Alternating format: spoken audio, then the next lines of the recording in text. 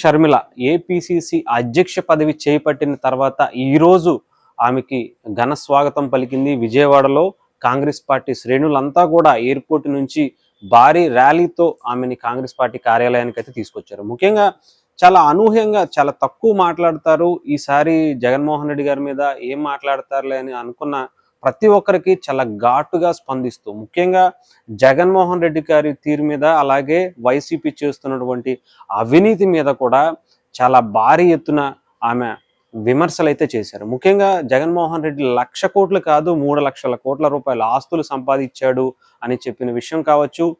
పవన్ బాబు అంటే పవన్ కళ్యాణ్ లేదంటే చంద్రబాబు అవసరం లేదు, ఇక్కడ జగన్మోహన్ రెడ్డిని ఓడించడానికి షర్మిల ఒక్కళ్ళు చాలు అని చెప్పి ఒక తీవ్రమైనటువంటి హెచ్చరిక జగన్మోహన్ రెడ్డి గారికి పంపించినట్టుగా తెలుస్తోంది.